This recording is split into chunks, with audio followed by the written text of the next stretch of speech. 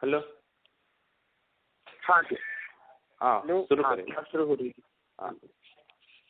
मंगलम भगवान वीरो मंगलम गौतमो गणी मंगलम कुंद कुंदाद्यो जैन धर्मोस्तु मंगलम सर्वमंगल मांगल्यम सर्वकल्याणकारकम प्रधानम सर्वधर्माणां जैनम जयतु शासनम। चिह्नं शुद्धं प्रणमीय जिनेन्द्रवर्णेमि चन्दमकलङ्कं गुणरयणभूषणोदयं जीवस्य तरुवणं मोक्षम्। पंचफलेश्वरी भगवान की जय। परम पूज्य आचार्य गुरुवर विद्यासागर जी महाराज की जय। परम पूज्य विनीत सागर जी महाराज की जय। गुणस्थान के प्रसंग में सप्तम गुणस्थान का विषय चल रहा था, जिसमें बताया गया सप्तम गुणस्थान के दो भेद होते हैं, स्वस्थान अप्रमत्त विरत और सातिशय अप्रमत्त विरत। स्वस्थान कुछ पूछ रहे क्या?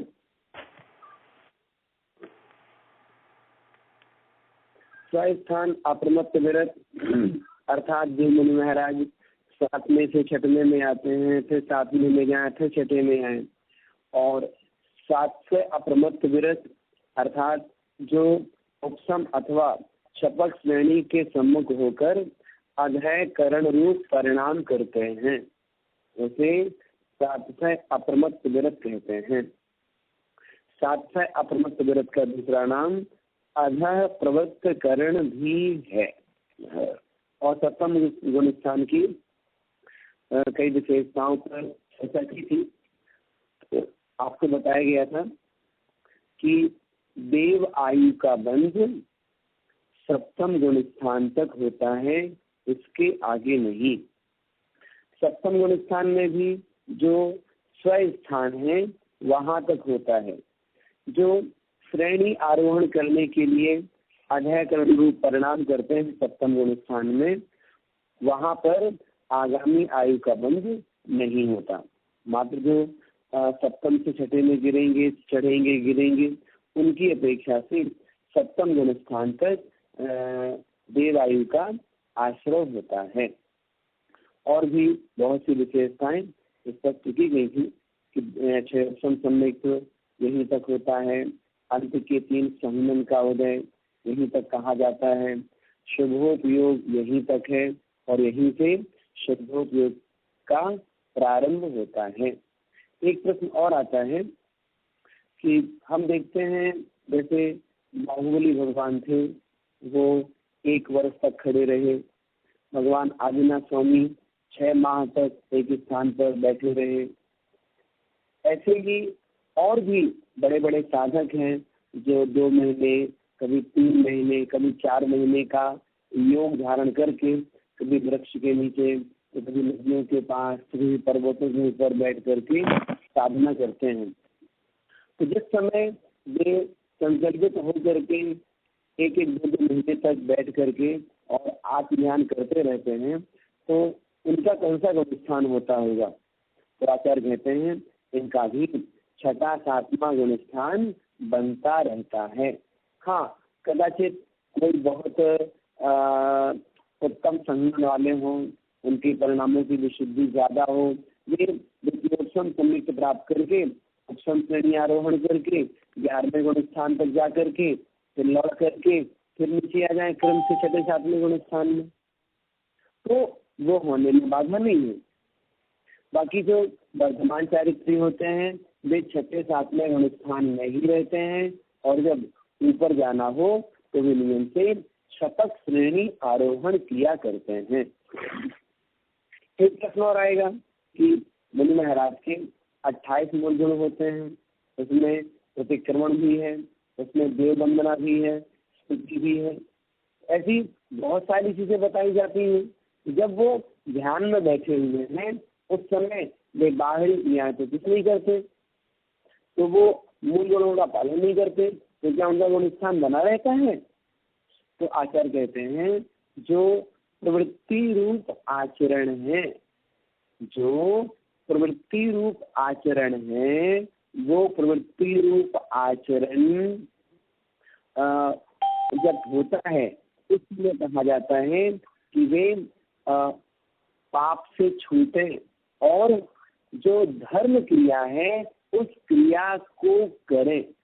अर्थात अहिंसा पालनी है, सत्य बोलना है, आचरण पालना है, ब्रह्मचर्य पालना है, अपरिग्रह महाव्रत पालना है, नीतियों का पालन करना है, इत्यादि इत्यादि। जब क्रिया में है उस समय पाप से छूट करके जो पुण्य क्रियाएं हैं, जो धर्म क्रियाएं हैं, उन्हें बुद्धि पूर्वक करना है। उस समय उन्हें प्रतिक्रमण भी करना होगा, उस समय देव वंदना भी करनी होगी। लेकिन वे मुनि महाराज यदि ध्यान में लीन हैं और बस खड़े हुए हैं अथवा बैठे हुए हैं, एकाग्र चित्त हैं, अब उस उत्कृष्ट साधना से उतरकर वे प्रतिक्रमण नहीं करेंगे। उनकी साधना तो इन सामान्य मुनिराजों की अपेक्षा से बहुत श्रेष्ठ चल रही है। तो उस श्रेष्ठ साधना के साथ में हैं वे, एक दिन क्या, 2 दिन क्या, हफ्ते, 15 दिन, महीने, 2 महीने, 4 महीने कहीं भी बैठे रहे, कहीं भी खड़े रहे, बस उनका चित्त अपने स्वरूप में लगा हुआ है। तो वे नियम से भाव निधि महाराज 6, 7वें गुणस्थान में आ जा रहे हैं। तो उन्हें 6, 7वें गुणस्थान में रहते हुए भी प्रतिक्रमण आदि की आवश्यकता नहीं है। उन्हीं मुनिराजों की अपेक्षा को लेकर के आचार्य कुंद स्वामी जी ने कहा है कि प्रतिक्रमण विस्कुंभ है। विस्माने जहर, कुंभ मतलब एक प्रकार से बावड़ी अथवा मटका, ऐसे घड़ा। तो प्रतिक्रमण विस्कुंभ है। किसकी विस्कुंभ है? जो मुनि महाराज उस शुद्धोपयोग की दशा में लीन है, जो ध्यानस्थ है, उन मुनिराजों की अपेक्षा अब उन्हें ऊपर ही जाना है ना, तो क्यों प्रतिक्रमण करते हो? प्रतिक्रमण करने के लिए नीचे उतरोगे क्या? नीचे उतरने की आवश्यकता नहीं है, आप तो ऊपर की ओर ही जाइए। लेकिन जो मुनि महाराज प्रवृत्ति में लगे हुए हैं, क्रिया में लगे हुए हैं, उन्हें सुबह, दोपहर, शाम तीनों संध्या कालों से पूर्व प्रतिक्रमण करना होगा। तो प्रतिक्रमण उन शुभोपयोगी मुनिराज के लिए जो विहार कर रहे हैं, जो आहार करते हैं, जो स्वाध्याय करते हैं, जो प्रवचन देते हैं, जो तत्व चर्चा करते हैं, जो देव वंदना करते हैं, उनके लिए प्रतिक्रमण अमृत कुंभ है, अमीय कुंभम, उनके लिए अमृत कुंभ कहा है। तो कोई एकांतवादी लोग ऐसा कहें कि मुनिराज के लिए निषेध कर दिया, विस्कुंभ कह दिया, हम गृहस्थ हैं, हम नहीं करेंगे, ऐसा कहना आगम विरुद्ध हो जाएगा। हम गृहस्थों के लिए तो वह प्रतिक्रमण, वह आलोचना अनिवार्य ही है। मुनिराजों में भी जो प्रवृत्ति में लगे हैं उनके लिए भी अनिवार्य ही है, लेकिन जो शुद्धोपयोग में लीन है, जो संकल्पित होकर के बैठे हुए हैं, उनके लिए फिर प्रतिक्रमण करने की आवश्यकता नहीं है। क्यों? वो नीचे क्यों उतरेंगे भला?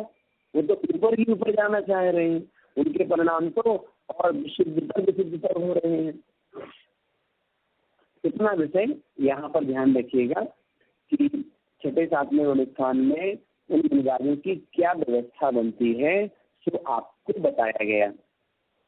फिर अगली बात और आती है, ये है जो आपने 7 अप्रमत्त कहा, इसमें अधःकरण की बात की, और 8वें गुणस्थान का नाम अपूर्वकरण है, 9वें गुणस्थान का नाम अनुवृत्तिकरण है।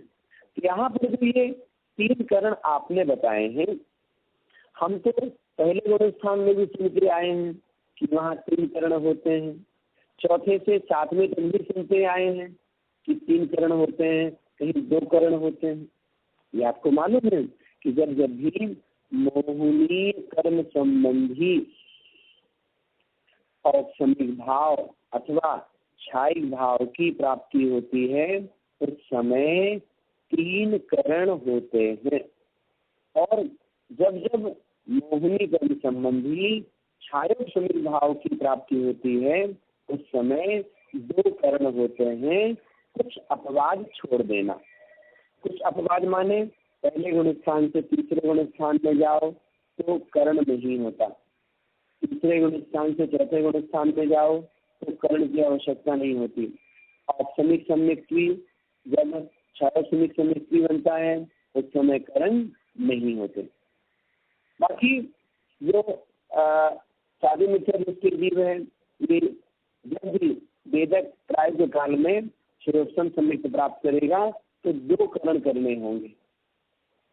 ऐसे ही कोई अनादि मिथ्या दृष्टि जीव है अथवा साधु मिथ्या दृष्टि जीव जिसका वेदक प्राय काल बीत गया है, वह जब भी उत्तम सम्यक्त प्राप्त करेगा उस समय उसे 3 करण करने होंगे।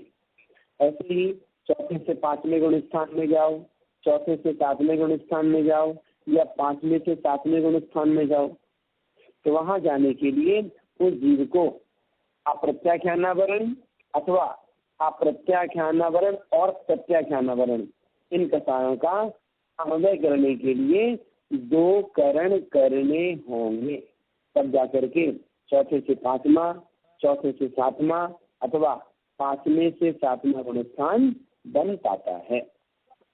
ये आवश्यक कारण है। इस कारण को प्राप्त किए बिना जीव ऊपर गुण स्थान में नहीं बढ़ेगा, चौथे से 5वें में नहीं जाएगा, 5वें से 7वें में नहीं जाएगा। और बहिरंग कारण उसके अनुरूप व्रतों का पालन करना।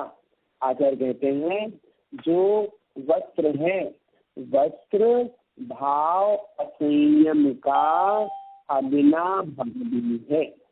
जब तक एक लंगोटी मात्र भी परिग्रह होगा तब तक जीव संयम अवस्था को प्राप्त नहीं होता। अर्थात 6वें 7वें गुण स्थान में नहीं जा सकता। कौन जाएगा?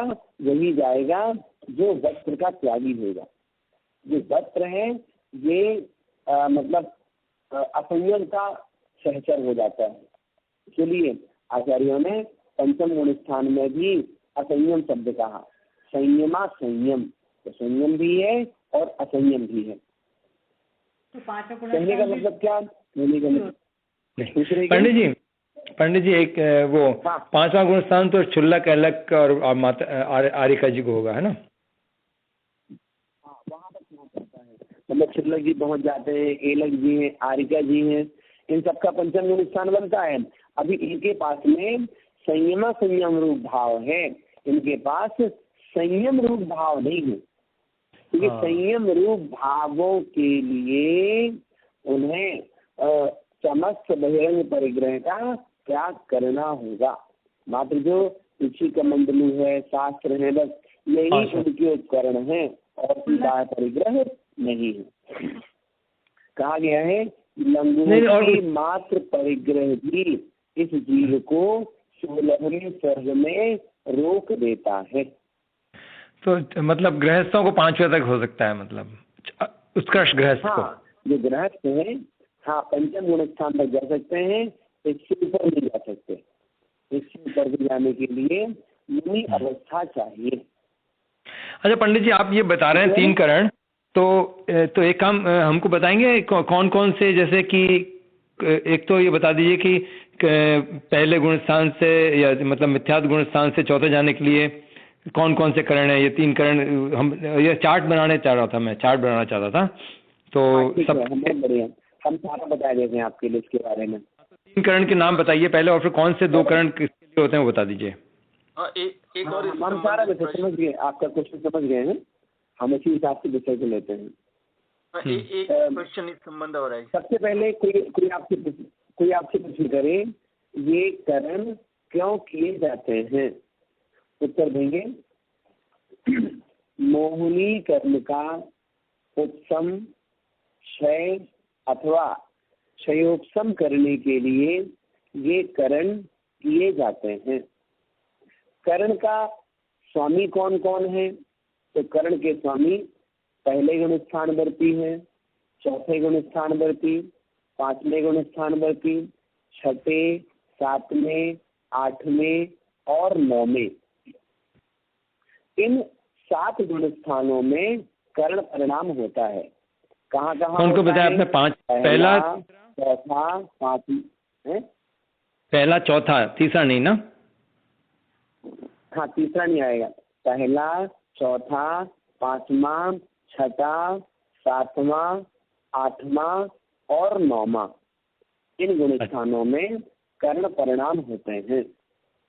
तो कहा कितने कर्ण होते हैं इसका विषय। तो मिथ्या वृत्ति जीव जब क्षयोपशम सम्मिक्त प्राप्त करता है, उसके पहले 2 करण होते हैं, अभय करण और अपूर्व करण। जब 2 करण कहे जाएंगे तो प्रारंभ के 2 करण लेना चाहिए। अच्छा। तो मिथ्या दृष्टि जीव जब क्षयोपशम सम्मिक्त प्राप्त करेगा तो 2 करण। मिथ्या दृष्टि जीव जब औपशमिक सम्मिक्त की प्राप्ति करेगा उस समय वह 3 करण करता है, अभय करण, अपूर्व करण और अनुवृत्ति करण। विशेषता क्या हुई?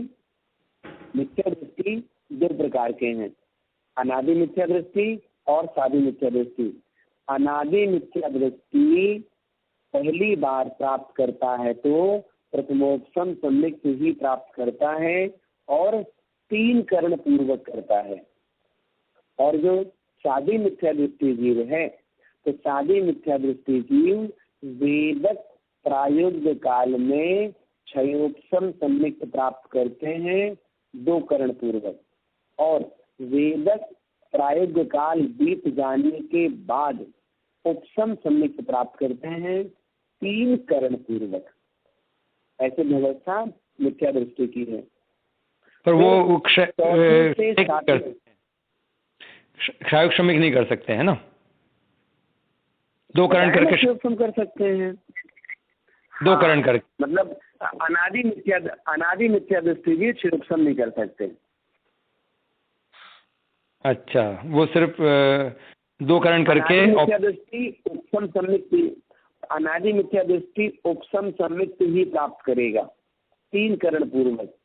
और साधी मिथ्या दृष्टि जीव क्षयोपशम भी कर सकता है, क्षायिक भी कर सकता है। क्षयोपशम करेगा तो 2 करण पूर्वक, और क्षायिक सम्मिक्त प्राप्त उपशम सम्मिक्त प्राप्त करेगा तो 3 करण। और क्षायिक करेगा तो नहीं कर सकता है। वेदक क्षायिक के लिए पुरुषार्थ नहीं करता। हाँ, क्षायिक के लिए सिर्फ वो वेदक वाला ही कर सकता है, क्षायिक, है ना? हाँ, जब जो क्षायिक सम्मिक्त हुई है वो क्षायिक सम्मिक्त प्राप्त करेगा, वो ऊपर की बात है। ये हमने मिथ्या दृष्टि की बात की। अब बात करते हैं चौथे गुण स्थान में। तो चौथे से 7वें गुण स्थान तक, चौथे से 7वें गुण स्थान तक कई प्रकार की व्यवस्थाएं बनती हैं। उन व्यवस्थाओं के बारे में क्रम से सीखते हैं। चौथे से 7वें गुण स्थान तक का जीव, कौन सा जीव? क्षयोपशमिक सम्मिक्त दृष्टि जीव क्षायिक सम्मिक्त प्राप्त कर सकता है। कौन सा जीव? मनुष्य पर्याय का जीव। कौन सा जीव? चतुर्थ काल में जन्मा हुआ जीव। कौन सा जीव? जिसके बाद में पहला संगमन है। तो ऐसा वह क्षयोपशमिक सम्मिक्त जीव, मनुष्य पर्याय का जीव चौथे से 7वें गुण स्थान तक क्षयोपशम से क्षायिक सम्मिक्त की प्राप्ति करता है। तो वह 2 बार करण करेगा। पहली बार करेगा अनंतानुबंधी कसाय की विसंयोजना के लिए 3 करण करता है। अनंतानुबंधी कसाय की विसंयोजना, इसका मतलब क्या? इसका मतलब ये, अनंतानुबंधी कसाय का द्रव्य अप्रत्याख्यानावरण, प्रत्याख्यानावरण, संजनन और हास्यादि नवलो कषाय, इनमें परिवर्तित होता है। वो जो परिवर्तन होता है वो परिवर्तन 3 करण पूर्वक ही होता है। तो अनंतानुबंधी कसाय की विषय योजना के लिए 3 करण करेंगे। इसके बाद में जो दर्शन मोहिनी के 3 भेद हैं, इनका क्षय करना है। इनका क्षय करने का मतलब क्या? मिथ्यात्व के सारे द्रव्य को सम्यक मिथ्यात्व में परिवर्तित करना है, सम्यक मिथ्यात्व के द्रव्य को सम्यक प्रकृति में परिवर्तित करना है, और सम्यक प्रकृति को उदय में ला करके नष्ट करना है। क्योंकि छाया सम्यक सम्यक के सम्यक प्रकृति का उदय चलता है। तो ये सारा का सारा जो कार्य है ये 3 करण पूर्वक होता है। तो इन 3 प्रकृतियों के क्षय करने के लिए वह जीव पुनः 3 करण करता है। तो पहले अनंतानुबंधी कसाय की विसंयोजना की 3 करण पूर्वक, फिर 3 मिथ्यात्व का क्षय किया 3 करण पूर्वक। क्या मतलब? चौथे से 7वें गुण स्थान तक के छायोप सम्यक सम्यक जीव छायिक सम्यक प्राप्त करने के लिए 3 करण 2 बार करते हैं।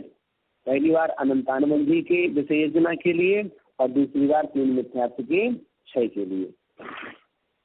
अब अगला पॉइंट पंडित जी फिर कहते हैं, हाँ कुछ पूछना है?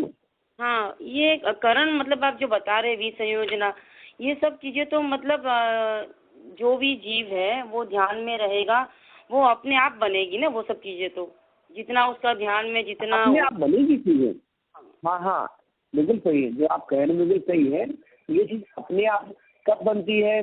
जब जीव के परिणामों की विशुद्धि बनती है। उस परिणामों की विशुद्धि का नाम ही तो करण है।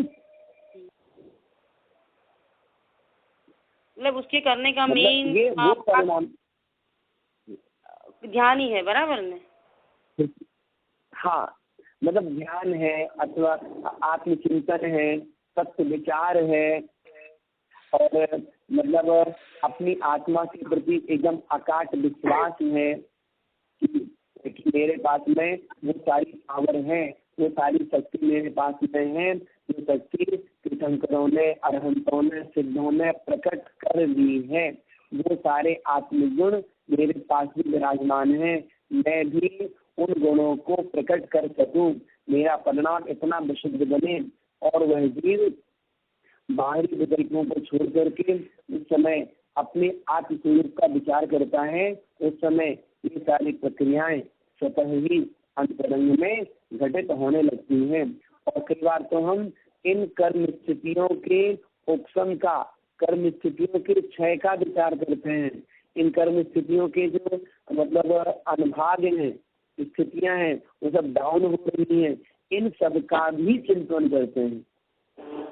जैसे कोई जीव 5,000 रुपये लेकर के बाजार जाता है और उन पैसों को धीरे धीरे धीरे वो खर्च कर रहा है। उसे मतलब किराने का सामान भी लेना है, और उसे मतलब और भी टॉय भी लेना है, कपड़े भी लेने हैं, उसे बहुत सारा सामान खरीदना है। जिस प्रकार से वह बालक निरंतर मतलब वो व्यक्ति बाजार जाकर कम से पैसे खर्च कर रहा है। तो खर्च करना मतलब वो बैठ करके चिंतन करता मुझे कहाँ कहाँ पैसे खर्च करने हैं। उसी प्रकार से कर्म क्षय का इच्छुक जो मुमुक्षु जीव है, वह मुमुक्षु जीव कहीं पर भी एकांत में बैठ करके अपनी कर्म स्थितियों का विचार करता है कि देखो अब मेरे दर्शन मोहिनी कर्म क्षय हो रहा है, देखो मेरी आत्मा में जो मिथ्यात्व रूपी कर्म लगा है उसका जो अनुभाग है वो अनुभाग धीरे धीरे क्षीण हो रहा है, और वह अनुभाग परिवर्तित होकर के सम्यक मिथ्यात्व में जा रहा है। सम्यक मिथ्यात्व का अनुभाग भी धीरे धीरे क्षीण हो रहा है और वह सम्यक प्रकृति में जा रहा है। देखो मेरी आत्मा में जो अनंतानुबंधी कषाय रखी थी, वो अनंतानुबंधी कषाय का द्रव्य, उसका अनुभाग अनंत गुणाहीन होते होते होते अप्रत्याख्यानवर्ण आदि रूप से परिवर्तित हो रहा है। उदाहरण के लिए जैसे एक प्लेट में पानी रखा हुआ है और उसके ऊपर हमने एक छन्नी रख दी और छन्नी के ऊपर बर्फ के टुकड़े रख दिए। धीरे धीरे वो जो बर्फ के टुकड़े हैं वो गल रहे हैं और उसका एक एक बूंद पानी छन्नी से नीचे की ओर गिर रहा है जहाँ प्लेट में पानी रखा हुआ है। क्या हो रहा, ये जो बर्फ है, ये जो कठोरता है, ये कठोरता धीरे धीरे धीरे कोमल जल रूप लिक्विड हो रही है। वैसे ही अनंतानबंदी कसाई की जो शक्ति थी वो शक्ति धीरे धीरे क्षीण होकर के अन्न कर्म रूप से परिवर्तित हो रही है। प्लेट के नीचे हमने अग्नि जला रखी है तो वो शीतल जल जो गिर रहा है वो जल उष्ण हो रहा है। अर्थात हमारा जो कर्म का अनुभाग है, जो अनुभाग हमें दुख देने वाला था, वो पाप कर्म रूप अनुभाग धीरे धीरे पुण्य में परिवर्तित हो रहा है। ये क्या हुआ, ये हमारा विशुद्ध परिणाम। हम कर्म का ही चिंतन करते हैं, कर्म का विचार करते रहते हैं और निरंतर करते रहना चाहिए। जब जब कोई पाप कर्म होता है तो विचार करना चाहिए, देखो अशुभ कर्म बंध रहे हैं, इनका फल मुझे ही भोगना होगा। तो वो जब कर्म का चिंतन करते हैं तो कर्म की शक्ति अपने आप कमजोर पड़ती है। मीनाक्षी है। हाँ हाँ हाँ पंडित जी, मेरा ठीक है ना? हाँ नहीं ठीक है, वही कि मतलब क्रियाएं जो होएगी जो समझने की बराबर ठीक है, मगर उसके लिए करना हमें ध्यान ही है और आत्मचिंतन करना है बेसिकली, बराबर है। जितना हमारा करना, ये तो हम आपसे कई बार हम आपसे कई बार कह चुके हैं कि हमारी आत्मा के लिए उपकारी कोई चीज है तो वो भाव श्रुत है। हमें चारित्र का पालन करना है और भाव श्रुत का चिंतन करना है। भाव श्रुत माने जो हमने सारा पढ़ा है, जो हमने विषय समझा है, चाहे वो लोक का स्वरूप हो, चाहे देवशास्त्र गुरु का स्वरूप हो, चाहे कर्म सिद्धांत हो, चाहे सात तत्व हो, चाहे गुणस्थान हो, चाहे मार्गणा हो, चाहे प्रतिमानुष की कथाएं हो, ये सब जो हम चिंतन करें, इसका विचार करते रहें, ये भाव श्रुत है। और भाव श्रुत ही आत्मा के लिए सर्वोपकारी होता है। और साथ साथ में जो अपने व्रत हैं, संकल्प हैं, उन सब का पालन निरतिचार करना है। ठीक है? हाँ ठीक। पंडित जी मेरा प्रश्न है। और किसी का प्रश्न? हाँ पंडित जी कि मतलब मिथ्यात्व गुण स्थान में भी करण का वही नाम है और जो आगे उपरिम गुण स्थान में भी वही नाम है, तो इसमें अंतर क्या है और समानता क्या है? ठीक है, नवीन जी का प्रश्न है कि जो आपने गुणस्थान की चर्चा में अध्ययकरण आदि शब्द दिए हैं, पहले गुणस्थान में भी होते हैं, चौथे आदि में भी होते हैं, और गुणस्थान का नाम ही है अपूर्वकरण और अनुवृत्तिकरण, तो इन सब में अंतर क्या है? तो समानता है कि अंतर है? देखें विषय को। मिथ्या वृत्ति जीव भी करण परिणाम करता है, लेकिन उसकी विशुद्धि कम होती है। क्यों? उसके पास अनंतानबंदी कषाय है, तो वो अनंतानबंदी कषाय की मंदता रूप 3 करण परिणाम करता है। और ये तीनों करण जब पहले गुणस्थान में पूरे हो जाते हैं तभी उसका गुणस्थान पहले से चौथा बनता है, या पहले से 5वां बनता है, या पहले से 7वां बनता है। और विशेषता क्या हुई? पहले से चौथे गुणस्थान में जाना है तो विशुद्धि कम रहेगी, पहले से 5वें में जाना है विशुद्धि ज्यादा रहेगी, पहले से 7वें में जाना है विशुद्धि और ज्यादा रहेगी। करण वही होगा, जैसे क्षयोपम सम्यक दर्शन के साथ में पहले से 7वें गुणस्थान में जाना है तो उसे 12 कषायों का अनुदय करने रूप विशुद्ध परिणाम करना होगा, उसकी विशुद्धि ज्यादा है। पहले से 5वें में जाना है तो 8 कषायों का अनुदय करने रूप विशुद्ध परिणाम करना होगा, तो पहले से 5वें में जाएगा। और पहले से चौथे में जाना है तो 4 कषायों के अनुदय रूप विशुद्ध परिणाम करना होगा, उसके लिए 2 करण होंगे। और 6 उपसम संयुक्त है ही है। और यदि किसी जीव को उपसम संयुक्त पूर्वक जाना है चौथे, पांचवें या सातवें गुण स्थान में, उसकी विशुद्धि 6 उपसम वाले से ज्यादा रहेगी। नाम वही है लेकिन विशुद्धि में अंतर आ गया।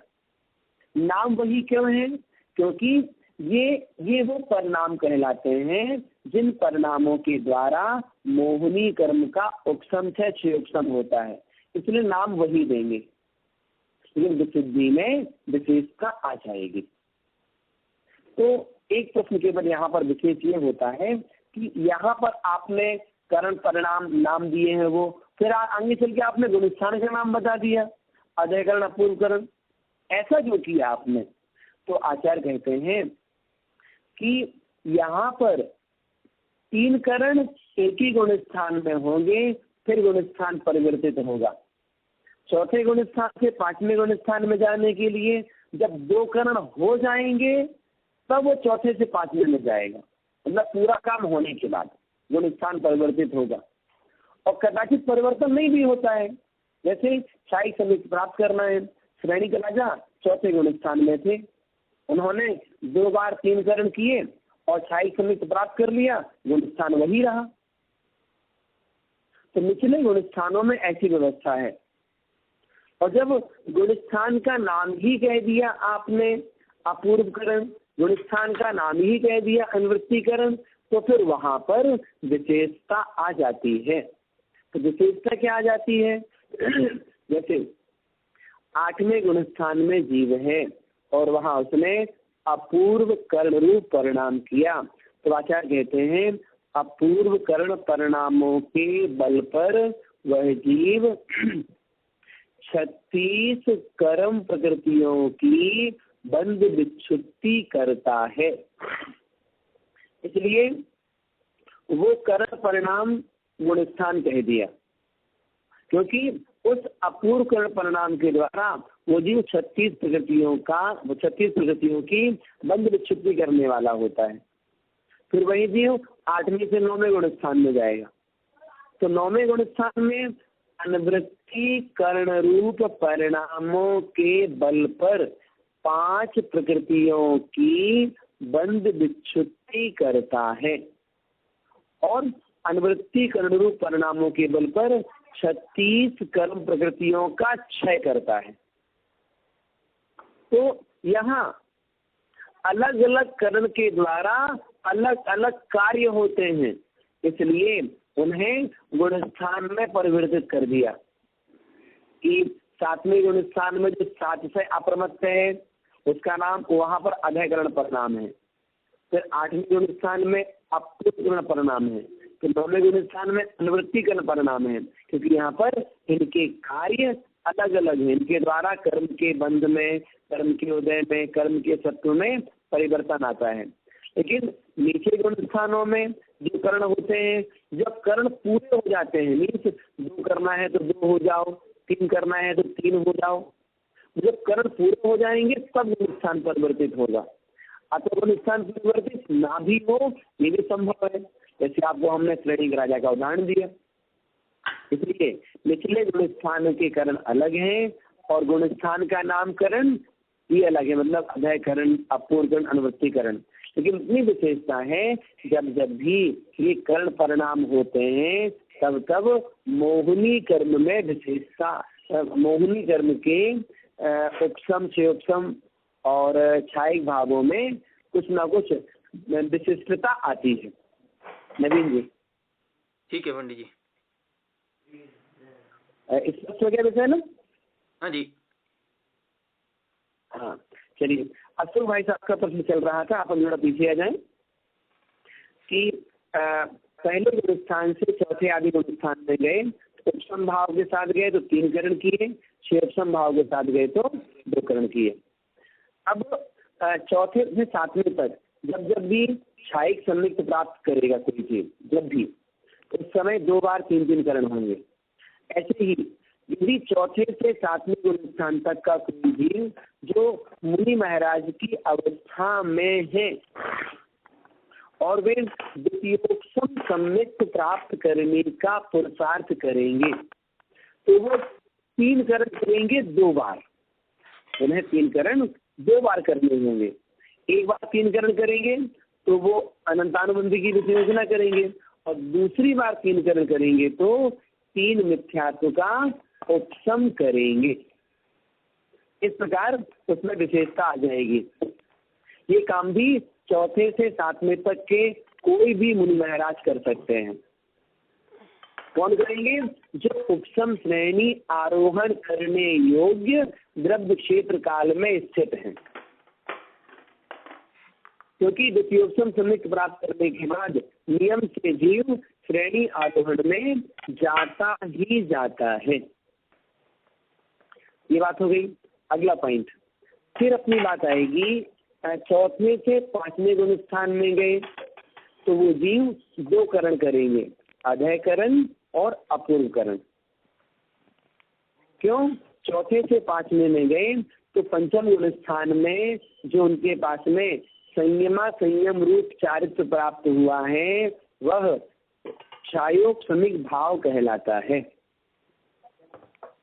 वही जीव 5वें से 7वें गुण स्थान में जाने को तैयार है, तो 5वें से 7वें में जाने के लिए वहां पर भी वो 2 करण करेंगे, अधयकरण और अपूर्वकरण।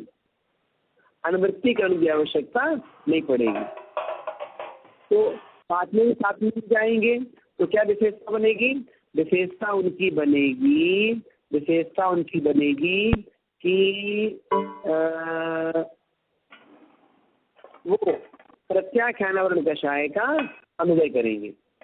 तो चौथे से 5वें में जाने वाला आप प्रत्याख्यानावरण का अनुदय करने के लिए 2 करण करते हैं, और 5वें से 7वें में जाने के लिए प्रत्याख्यानावरण का अनुदय करने के लिए 2 करण करते हैं, तो वो 6 उपशम भाव कहलाया।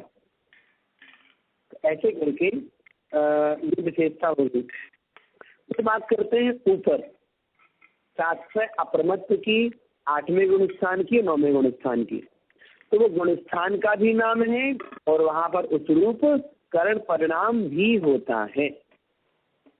इस प्रकार इसको समझिएगा। अशोक भाई साहब ठीक हो गया विषय? हाँ पंडित जी। तो जो 5वें से 7वें में गए उसके लिए आप इसको लिखना चाहते हैं, इसे आप तो बताइएगा, फिर मतलब भेज सकते हैं हमारे पास में, तो हम चेक कर लेंगे बार इसको। और पंडित 6ठे से 7वें के लिए क्या होगा? फिर से बोलिए। 6ठे से 7वें के लिए तो एक ही करण होगा ना? नहीं देखो, 6ठे से 7वें में जाने के लिए कोई करण नहीं होता। कोई करण नहीं होगा। अच्छा, वो सब खाली विशुद्धि कम ज्यादा होती है ना वो तो। हाँ, उनका विशुद्ध परिणाम 6वां 7वां 6वां 7वां 6वां 7वां ये परिणाम उनके बनते रहते हैं। तो 6वें से 7वें में जाने के लिए कोई करण की आवश्यकता नहीं पड़ती है। बस सिर्फ 6ठे से 8वें में जाने के 6ठे वाले पड़ता है। हाँ, 8वें में जाने के लिए होता है। हाँ, 7 से 8वें जाने के लिए कैसे बोले? 7वें से 8वें जाने के लिए अभयकरण परिणाम। हाँ, अभयकरण करना पड़ेगा। 7वें से 8वें में जाने के लिए अभयकरण है।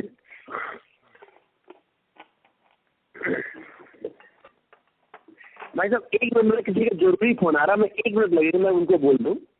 हाँ हाँ ठीक है। आपकी कॉल होल्ड की हुई है, कृपया प्रतीक्षा करें।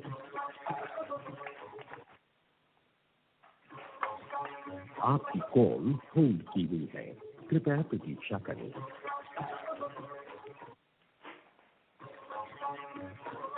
Your call is on hold. Please stay on the line. आपकी कॉल होल्ड की हुई है, कृपया प्रतीक्षा करें।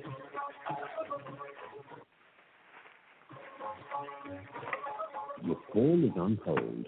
Please stay on the line.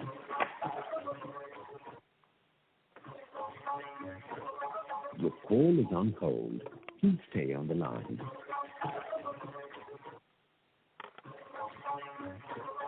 Your call is on hold. Please stay on the line.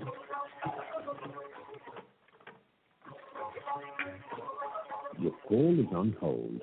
Please stay on the line.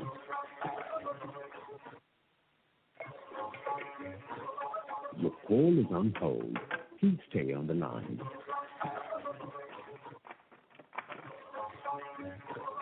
Your call is on hold. Please stay on the line.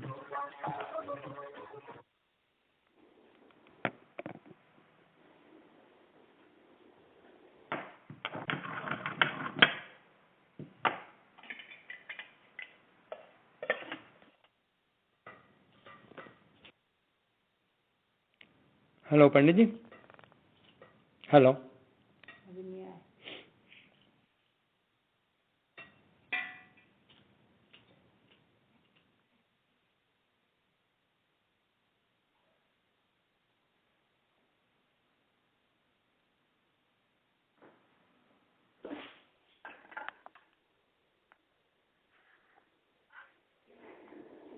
Cut हो गया क्या उनका? Hello. हाँ नहीं मालूम नहीं पड़ रहा है। हाँ हमको उनका वो वॉइस वो जो आ रहा था ना, होल्ड का म्यूजिक बंद हो गया। वापस लगाए क्या?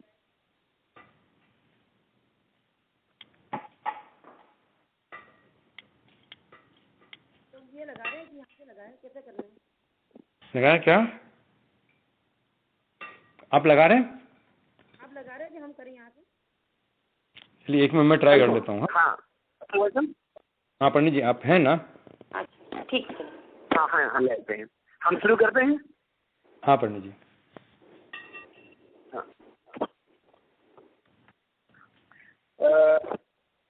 सॉरी थोड़ा सा जरूरी फोन से बात की मैंने। हाँ कोई बात नहीं। जैसे चल रहा है वो था इन 3 करण परिणाम की अपेक्षा से तो 8वें की बात कर रहे थे, तो सिर्फ अभय किया था। 6 से 7वें में या 7वें 6ठे में आने के लिए उन्हें कोई करण की आवश्यकता नहीं पड़ती है, लेकिन 6ठे 7वें गुण स्थान में करण होते हैं। कब होते हैं? जब क्षायिक संयुक्त प्राप्त करना हो या द्वितीयोक्सम संयुक्त प्राप्त करना हो तब होते हैं। बाकी सहज 6ठे 7वें गुण स्थान में आने जाने के लिए करण परिणाम की आवश्यकता नहीं पड़ती है। और जब 7वें से 8वें तक भी होते हैं ना, 8वें में जाना हो तो 7वें में करण होता है, उसका नाम है अधःकरण। तो अधःकरण परिणाम के बल पर वह जीव 7वें से 8वें में जाता है। फिर 8वें में करण होता है अपूर्वकरण। तो उस अपूर्वकरण परिणाम की विशुद्धि के बल पर वो 8वें गुण स्थान से 9वें गुण स्थान में गए। फिर 9वें गुण स्थान में जो करण हुआ अनुवृत्तिकरण, उसके परिणामों की विशुद्धि के बल पर वह जीव 10वें गुण स्थान में पहुंच गया, जिसका नाम है सूक्ष्म सांपराय। और वहां पर मात्र संजनन कटाय का मंद उदय है। फिर मंद तर मंद तम और संजनन लोभ का उपसमया क्षय हो जाता है और वह जीव 10वें से 11वें में या 10वें से 12वें गुण स्थान में पहुंच जाता है। और तो ये श्रेणी और 11वें वाले में रहेगा जाएंगे। तो ऐसे करके जो सप्तम गुण स्थान है यहाँ पर 7वें अप्रमत्व में वह जीव अधःकरण रूप परिणाम करता है। अब देखें ये जो परिणाम होते हैं, इन परिणाम का अर्थ क्या है और इनमें कौन कौन से कार्य होते हैं। तो पहला है अधःकरण। अधः माने निचला, करण माने परिणाम। तो निचला परिणाम इसका मतलब क्या? इसका मतलब ये मोहिनी कर्म का उपसम क्षय अथवा क्षयोपसम करने के लिए जो पहला परिणाम होता है उसे हम अधःकरण कहते हैं। इसमें क्या होता है? इसमें परिणामों की जब बात हम करते हैं तो थोड़ा सा एक चीज और कहना चाहेंगे कि हम संसारी अवस्था में जब एक दूसरे को देखते हैं, सबके परिणाम भिन्न भिन्न हैं। हमारे परिणाम अलग हैं, आपके परिणाम अलग हैं, और जीवों के परिणाम अलग हैं। तो जितने जीव हैं उतने प्रकार के परिणाम हैं, सबके भाव अलग अलग देखने को मिलते हैं। जब हम इन करण परिणाम की बात करते हैं, हमने कहा अधःकरण, अपूर्वकरण, अनुवृत्तिकरण, तो ये वो परिणाम कहलाते हैं जिन परिणामों को जीव को प्राप्त करना ही पड़ता है। इन परिणामों तक हमें पहुंचना ही पड़ेगा यदि हम अपने मोहिनी कर्म का उपशम, क्षय अथवा क्षयोपशम करना चाहते हैं। इन परिणामों को प्राप्त किए बिना कोई भी जीव मोहिनी कर्म का उपशम, क्षय, क्षयोपशम नहीं कर पाता है। ये विशेषता हो जाएगी। इसीलिए ये परिणाम विशेष होते हैं। ये परिणाम होते ही इसलिए हैं कि कर्म का उपशम, क्षय, क्षयोपशम कर पाए। कहने का मतलब क्या, यदि हमें क्षायिक सम्यक दर्शन की प्राप्ति करनी है तो क्षायिक सम्यक दर्शन प्राप्त करने के लिए जो परिणाम भगवान आदिनाथ स्वामी जी ने किया था कभी पिछले भावों में, जो परिणाम श्रेणिक राजा ने किया था, जो परिणाम महावीर स्वामी जी ने किया था, वही परिणाम हमें भी करना पड़ेगा। तब जाकर के क्षायिक सम्यक दर्शन की प्राप्ति हो पाएगी। इसलिए ये परिणाम विशेष कहलाते हैं। अर्थात आत्मा के उन भावों को टच करना ही पड़ेगा जहाँ पर जीव का चिंतन जाता है कि मैं रागादिक परिणामों से रहित, मैं शांत चित्त चैतन्य संकोचकीर्ण हूँ। वो जो परिणाम है वो परिणाम वहां तक जाना पड़ेगा, इसलिए वो करण परिणाम कहलाता है। तो उसका जो पहला परिणाम है उसे हम अधैकरण कहते हैं। अधैकरण माने निचला परिणाम। इसमें जो कर्म स्थितियां हैं वो कर्म स्थितियां क्रम क्रम से कम होती चली जाती हैं और जो पाप कर्म का अनुभाग है वो भी कम होता जाता है। फिर जब दूसरा करण आता है अपूर्व करण, तो अपूर्व करण में 4 काम होते हैं, 4 कार्य होते हैं। जैसे पहला काम होता है स्थिति कांडक घात, दूसरा अनुभाग कांडक घात, तीसरा गुण श्रेणी निर्जरा और चौथा गुण संक्रमण। ये 4 कार्य होते। 1 मिनट।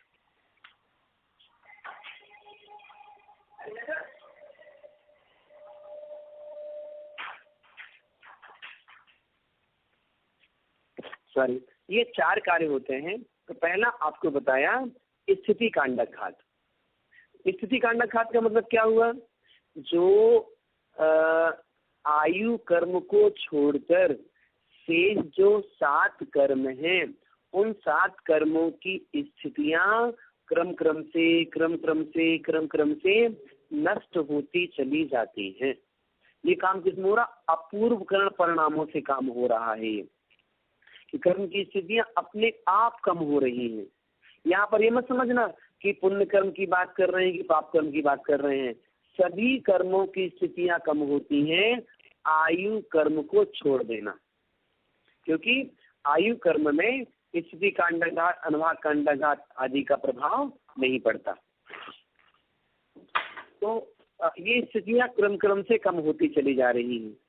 कैसे कम हो रही हैं, परिणामों की विशुद्धि बढ़ रही है और कर्म स्थितियां कम हो रही हैं। ये स्थिति कांडक घात कहलाता है। फिर है अनुभाग कांडक घात। जो कर्म का अनुभाग है वो अनुभाग क्रम क्रम से कम हो रहा है। अनुभाग किसका कम हो रहा है, अनुभाग पाप प्रकृतियों का कम हो रहा है।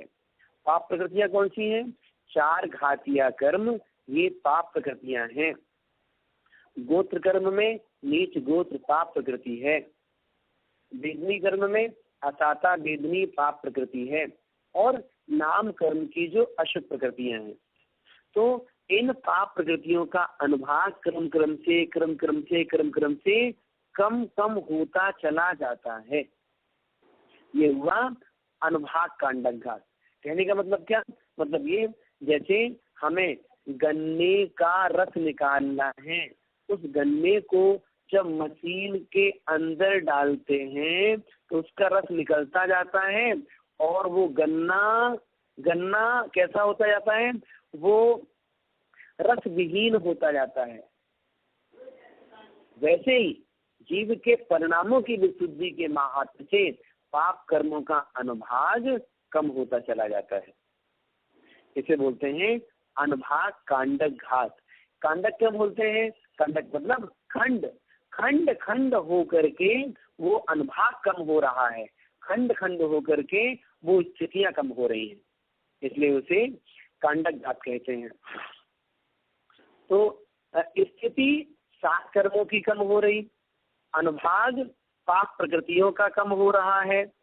फिर है गुण संक्रमण, अर्थात जो आत्मा में पाप प्रकृतियां लगी हैं उन पाप प्रकृतियों का संक्रमण पुण्य प्रकृतियों में हो रहा है, इसे बोलते हैं गुण संक्रमण। अर्थात गुणों की वृद्धि होना, अर्थात जो साता वेदनी है, उच्च गोत्र है और नाम कर्म की पुत्र प्रकृतियां हैं, तो इनका अनुभाग क्रम क्रम से बढ़ रहा है और जो पाप है ये पुण्य में परिवर्तित हो रहा है, बहुत ज्यादा होता है, इसे बोलते हैं गुण संक्रमण। फिर चौथा है गुण श्रेणी निर्जरा। गुण श्रेणी निर्जरा मतलब असंख्यात गुणित रूप से जो कर्म लगे हुए हैं उन कर्मों का क्षय हो रहा है। वहां स्थिति कांडक घात था, स्थिति कम हो रही थी और यहाँ पर गुण श्रेणी निर्जरा हो रही, अर्थात कर्म की स्थितियां भी कम हो रही हैं और उस तपस्या के प्रभाव से, अपूर्व कर्ण रूप परिणाम के प्रभाव से जो कर्म है वो नष्ट हो रहे हैं, उदय में आकर के नष्ट हो रहे हैं, उदय में आकर के नष्ट हो रहे हैं। इस निर्जरा को हम बोलते हैं अविपाक निर्जरा, अर्थात असमय में उदय, अर्थात जिन कर्मों का उदय नहीं आ रहा, जिन कर्मों की स्थिति पूरी नहीं हुई है वे कर्म भी उदय में आकर के क्रम क्रम से नष्ट होते चले जाते हैं। क्या हो रहा? हमारे कर्मों की स्थितियों में इतना भारी परिवर्तन अपूर्व कर्ण रूप परिणाम से आता है। तो हमारा लक्ष्य क्या है? हमारा लक्ष्य यही तो हमारा लक्ष्य है कि जो कर्म लगे हैं इन कर्मों का क्षय हो, कर्मों की निर्जरा हो, आगामी कर्म मंद ना होवे। तो कर्मों का संवर भी होता है, कर्मों की निर्जरा भी होती है, स्थिति कांडक घात भी होता है, अनुभाग कांडक घात भी होता है, गुण श्रेणी निर्जरा भी होती है। तो अपूर्व कर्ण परिणाम के द्वारा ये जीव ये सारे काम करता है। जब जब भी अपूर्व कर्ण परिणाम होगा तब तब ये सारे कार्य होते ही होते हैं। और जब अपूर्व कर्ण गुणस्थान की बात करेंगे, 8वें गुणस्थान की बात करेंगे, तो वहां पर ये काम तो होते ही होते हैं, साथ साथ में 36 कर्म प्रकृतियों का बंध भी रुकता है, इतनी विशेषता आ जाती है। आपको हमने जो अपूर्व कर्ण है इसके बारे में कहा। ऐसे ही जब जीव अनुवृत्ति कर्ण रूप परिणाम को प्राप्त होता है उसमें और विशेषता आ जाती है। इसमें क्या विशेषता है? तो शब्द है अनुवृत्ति अर्थात निवृत्ति, निवृत्ति अर्थात भेद और अनुवृत्ति अर्थात अभेद। जहाँ जहाँ जीव के परिणामों में भेद नहीं होता, अर्थात यदि दो मुनि महाराज हैं और वो 2 मुनि महाराज इन गुणस्थान में पहुंचे, तो अनुवृत्तिकरण के जितने समय होते हैं उतने परिणाम रहेंगे। अनुवृत्तिकरण में यदि उदाहरण के लिए अनुवृत्तिकरण में यदि 300 सेकंड लगने हैं, 300 सेकंड लगने हैं, तो 300 सेकंड में जितने समय होते हैं उतने परिणाम होंगे। मतलब प्रति समय अनंत गुणा विशुद्ध परिणाम होता है और जिस परिणाम के बाद जो परिणाम होना चाहिए वो ही परिणाम होता है। मतलब जितने जीव मोक्ष गए आज तक अनुवृत्तिकरण में पहुंचने पर जो परिणाम होता वही परिणाम सबने किया है, टोटल लोगों ने परिणाम किया है। अर्थात वहाँ पर एक सी चाल होती है। जैसे आप गाड़ी चला रहे हैं, 10 किलोमीटर तक गाड़ी चला रहे हैं और वो गाड़ी आपकी 120 मतलब 120 की स्पीड में चल रही, मतलब उसमें ही चलेगी वो, ना 1 सेकंड कम ना 1 सेकंड ज्यादा। वैसे ही वो परिणाम एक सा होता है। दो लोग गाड़ी चला रहे हैं, दोनों गाड़ी एक ही स्पीड में एक सी चल रही है। इस प्रकार ये अनुवर्तीकरण की बात आपको बताई और भी इसकी विशेषताएं हैं। और अनुवर्तीकरण और अपूर्वकरण जो 8वां 9वां गुण स्थान है, इन गुण स्थानों की क्या विशेषताएं हैं वो आपके लिए कल बताई जाएंगी। आज जैसे अपने सीखते हैं, या वाणी के ज्ञान से सूझे लोकालोक, तो वाणी मस्तक धरो सदा देत हो ढोक।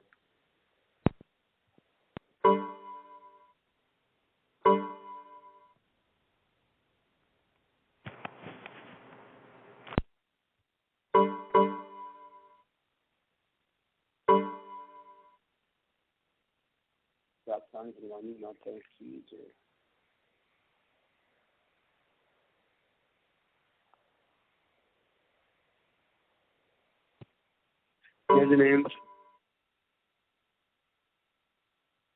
Sorry, we are unable to process your call. Please try again later.